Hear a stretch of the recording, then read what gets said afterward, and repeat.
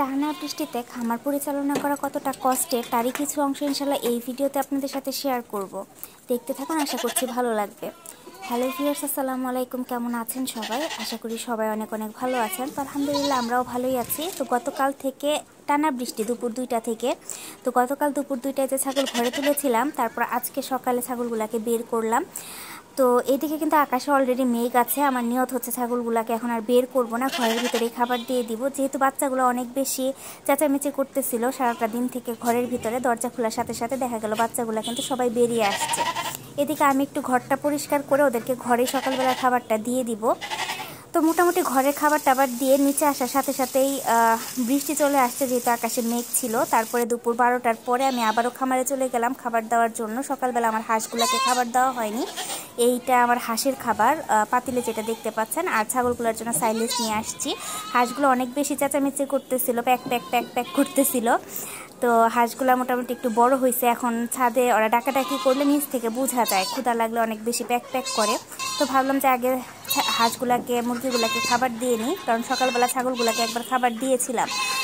বৃষ্টি আসার কারণে আর হাঁসগুলোকে তখন খাবার দিতে পারি নাই। আর আমার এখানে 3-4টা মুরগি আছে।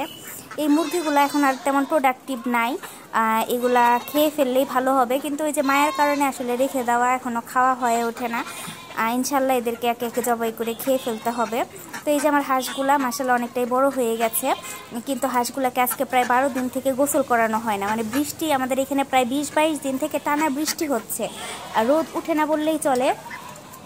পরশুদিন হালকা একটু দিনটা ভালো ছিল, মানে দিনে বৃষ্টি হয় না, মেঘাচ্ছন্ন ছিল।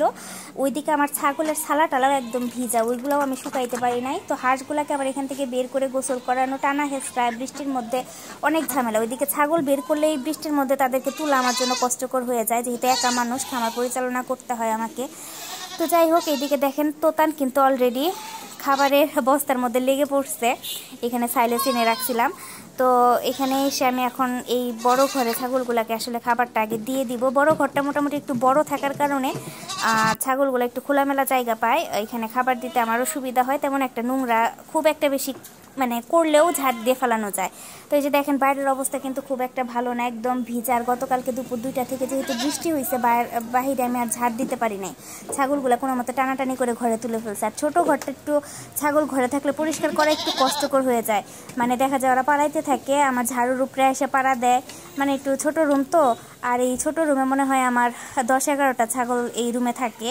তো খাট টাটের জন্য এখানে ঝাড় দেওয়া একটু কষ্টকর হয়ে যায়। রুমের বড় ছাগলগুলো একটু হিংস্র টাইপের, এরা মারামারি করতে অনেক বেশি পছন্দ করে। আর এদের আশেপাশে অন্য কোনো ছাগল বা ছাগলের বাচ্চা আসলে দেখা যায় খাবারের পাত্রে ঢিস দিয়ে সব খাবার ফেলে দেয়। তো দেখতেই পাচ্ছেন মূলা অনেক বেশি খাবার নষ্ট করেছে।